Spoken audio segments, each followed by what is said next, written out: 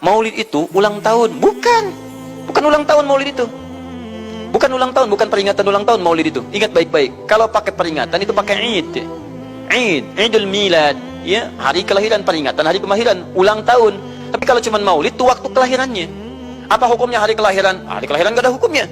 Yang melekat hukum itu bagaimana menyikapi hari kelahiran itu. Itu poinnya. Paham ya? Ketika ada perbuatan melekat kepadanya, maka di situ ada hukum. Maulud itu bayinya berarti nabinya. Apa hukum maulud? Apa hukumnya nabi? Nabi yang lahir gak ada hukumnya. Jadi kalau anda menolak maulud dengan pengertian seperti ini, maka anda keluar dari Islam.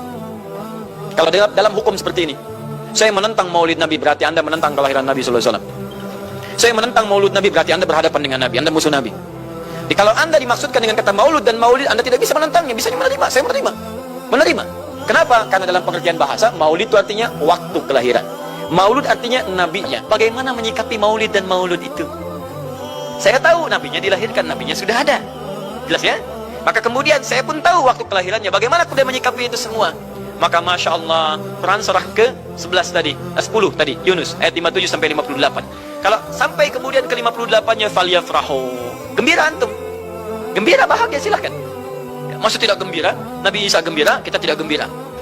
Ya, Nabi Ibrahim gembira, kita tidak gembira. Nabi yang tidak melihatnya gembira. Masa kita yang mendapatkan bagian Nabi tidak gembira? Jelas ya? Nabi yang mengharapkan hadir saat kedatangannya gembira. Kita yang mendapatkan kedatangan beliau walaupun tak mampu melihatnya, dan kita menjadi umatnya, masih tidak gembira?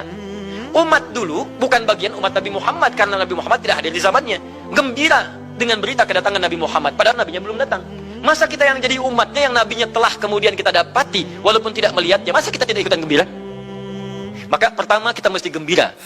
Maka yang kedua, bagaimana mengekspresikan kegembiraan itu? Maka contoh-contoh dari Nabi SAW, bagaimana mengekspresikan kegembiraan-kegembiraan dengan Nabi SAW itu, pertama Nabi sendiri menyikapi hari kelahirannya dengan berpuasa di hari Senin.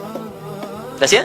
Ini bagi Nabi sendiri pribadinya. Nanti jadi hukum untuk kita. Nah, sekarang bagaimana para sahabat menyikapi kelahiran Nabi SAW, kedatangan Nabi SAW, dan menyikapi keberadaan Nabi SAW.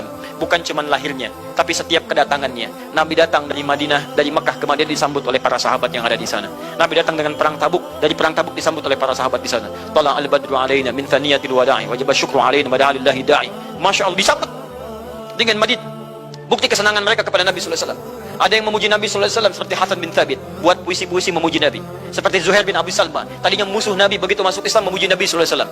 Ada yang lagi kemudian menghormati Nabi dengan kedatangannya, dengan mengikuti Nabi kemanapun. Nabi mencontohkan, amalkan. Nabi mengajarkan, ikuti. Masya Allah. Begitu Nabi meninggal, diabadikanlah kemudian nilai-nilai penghormatan itu. Ada yang menulis sejarah tentang Nabi.